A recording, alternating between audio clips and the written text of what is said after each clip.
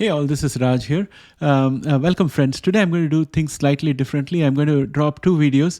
The first video will be our regular update, which includes indices, market movers, and genomic shares. And the second video will be 5 shares from my portfolio. I'm thinking that if I start making the videos out here on shares in my portfolio as well, it will help me to keep track of my portfolio because I have become a stranger to my own portfolio and I have a lot of catching up to do. And if you guys are interested in it, then I can always drop extra videos on each of those companies to pass on whatever I have learned in my research. So please don't hesitate to put that in the comment when you watch that video. Otherwise, if you're not interested in those other stocks, you are just focused on genomics, you don't have to bother about the other video. So I hope you won't mind that. So with that said, let's get started.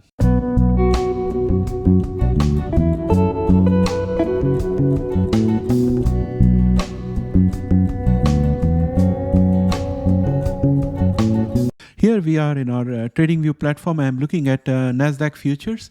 And you can see that Nasdaq futures is already down by minus 0.22. It's looking a bit bearish at this point of time. However, you will notice that our support is performing its job perfectly. And today's candle also has stopped there. Yesterday's candle also stopped there. So I'm hoping that it's going to get a rebound. Our momentum is also just about average, and MACD is bearish. But I have a feeling that things are likely to improve. Everything hinges on what happens tomorrow with the calendar that we have. So let me take you quickly to the calendar, and then we'll continue with our index analysis because that will be the logical way to go about it. Well, here is the first slide I'd like to show. Today we had 4 data elements coming at 8:30 a.m. in the morning. The first one was initial jobless claims, which came out well at 192K as compared to a forecast of 197K and a consensus of 200K. Previously, it was 195K. So it indicates that inflation is likely to tame because the economy is still strong. The joblessness did not go up rapidly, but it has come below what was the consensus. And the second data element we got was GDP price index quarter over quarter second estimate, which came slightly above the forecast and the consensus, but well below previous of 4.4. It came in at 3.9. Another aspect which was slightly benign was GDP growth rate quarter over quarter. Second estimated was at 2.7. As compared to forecast of 2.8 and a consensus of 2.9. These estimated numbers can always get revised upwards. So with the margin being so slim, I wouldn't worry too much about it. There is a good chance that it may be equal to or slightly higher than the forecast or the consensus. So I've just marked this orange. The next item we saw was PCE price quarter over quarter second estimate, which was estimated at 3.7 as compared to a forecast of 3.2 versus previous of 4.3. So this is moving in the right direction in my opinion. Now next, let's look at jobless claims for 4 weeks. It is also trending downwards as compared to the forecast. However, it is slightly higher than the previous estimate. So still, it's better than what was expected. And if you're looking at continuing jobless claims, it's also in the same trend. The pattern is in the same trend. And natural gas stocks have gone down more than expected. So I would expect natural gas prices to move up a little bit, at least in the next couple of days. It's already started moving up, but it's going to get a little bit of bullishness out there. And crude has crude oil stock change. This is a positive thing, so we can look at oil prices to moderate a little bit. We'll check that when we go into the indices analysis. Gasoline stocks have changed for the worse, so this is going to put a bit of pressure on the pumps, I suppose. Now, looking forward to tomorrow, at 8:30 a.m., we are getting 3 data points. One is personal income month over month. The forecast is for 0.7%, consensus is 1%. And previous was 0.2%. Next, we have personal spending month over month. Forecast is 1.1, consensus is 1.3%.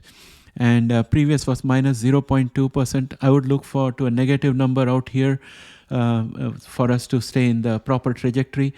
Core PCE price index month over month is the other item that's going to come at 8:30 a.m. Forecast is for 0.03, consensus is 0.04, previous was 0.03. Again, I would like to see a number that comes below the consensus and the forecast at the very least. That said, we have a few other data points that will be coming up out here. Core PC index, PC price index year over year. Again, we have the forecast numbers out here.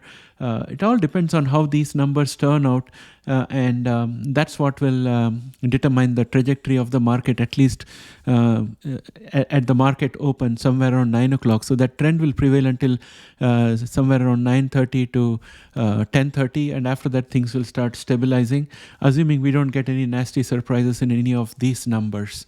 With that said, I would like to go back and look at the TradingView platform. So here we already checked out the Nasdaq futures. There's a little bit of bearishness out there, but I would like to go and look at our indicators, and let's look at US oil first.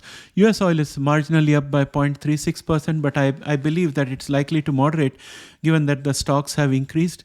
And if we were to look at gas prices, let us look at natural gas. So if we see natural gas, it has started picking up. So I'm expecting that natural gas will pick up a little bit more. Natural gas going down has helped in keeping the inflation down. When it starts picking up, then it's going to put a little bit of pressure on the inflation, especially this being winter. And US oil, I think it's likely to go down. We'll see what happens. Now let's go back to the QQQ. And if we look at QQQ, it's still in the bull flag that we have here. And today you can see that our support from the consolidation zone has held very strong. And we have been constrained above that. We came briefly down and we touched the base of the bull flag out here, and then we jumped back up again. Momentum is above average, so I'm expecting that QQQ will recover a little bit tomorrow. S&P 500 is also still within the bull flag, and it bounced off and it has stayed up, though the momentum is weak and the MACD is also bearish.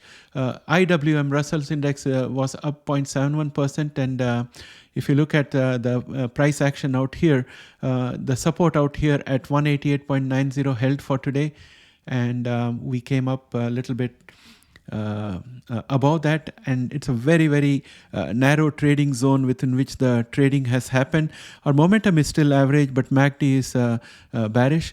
If you look at Dow Jones Industrial Average, we are still within the bullish pennant, and I'm very, very hopeful that we are going to break out on the upper side on this pennant.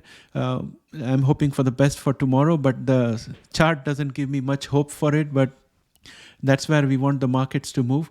If I look at VIX, it has come down, but it's still above 20. So it's not an ideal situation, but it has filled up the gap down. And we have a support at around 19.75. So for it to go below 19.75 will be difficult. But I can see the MACD is moving towards the signal line in a bearish manner, even though it is bullish right now. And momentum is also pointed downwards, even though it's above average. So I'm hopeful that we see a little bit of drop out there, and US dollar index continues to go up, which is going to suck out the money from the markets.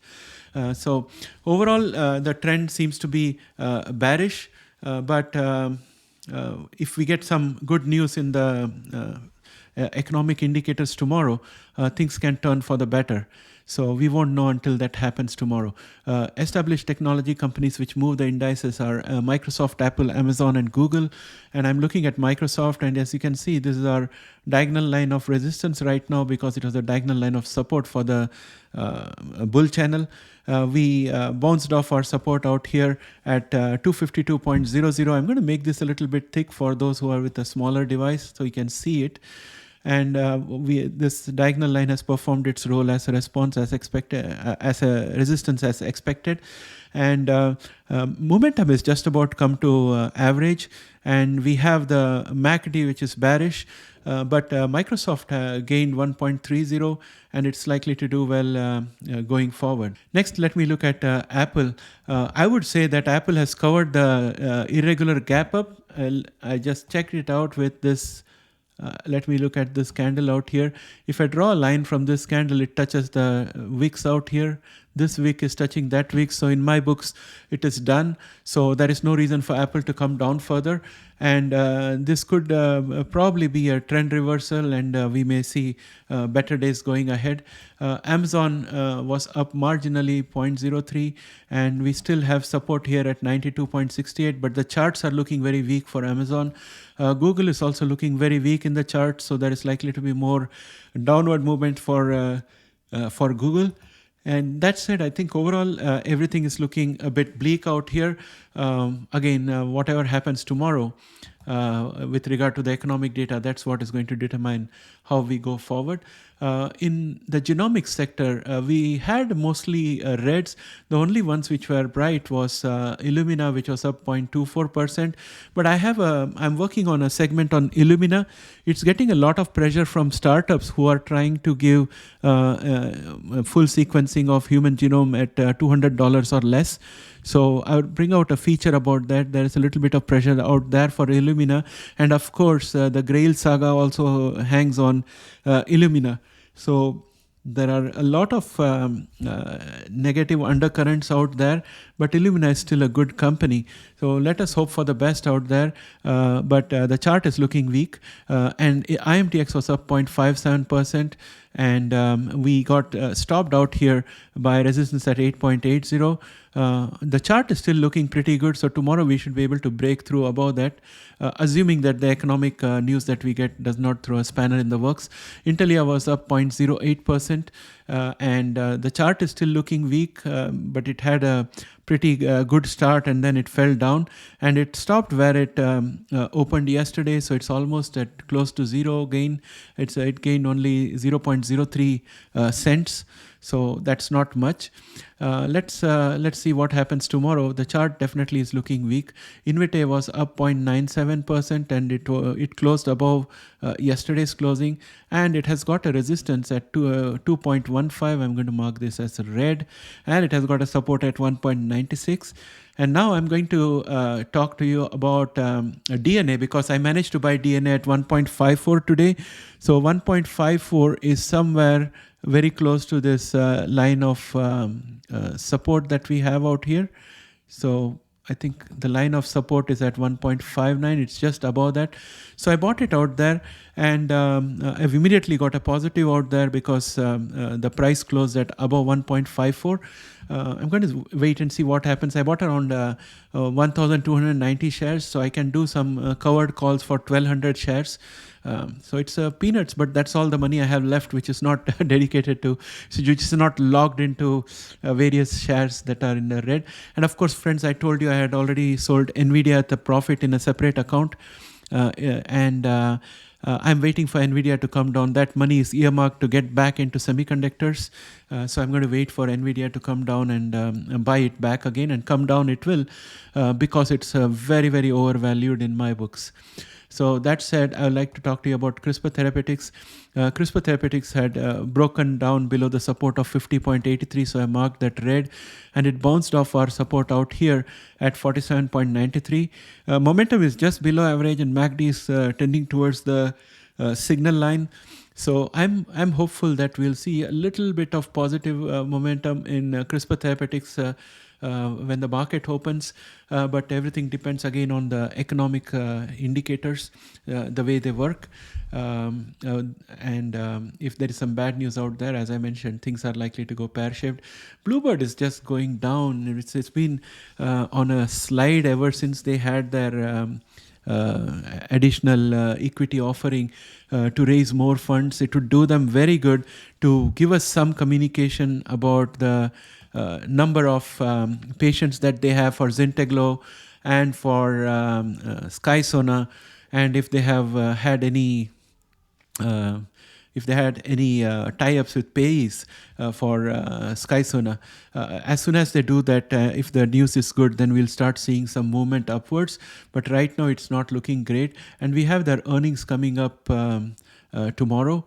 And I think it's going to happen before the market open, or It seems like it's before the market opens. So let us see what happens tomorrow. If they give us some news about those things, then I would expect the shares to start going up again. That said, I think I would like to bring this segment to an end. So that's all for the indices and genomics. I hope you have a good day at the markets tomorrow.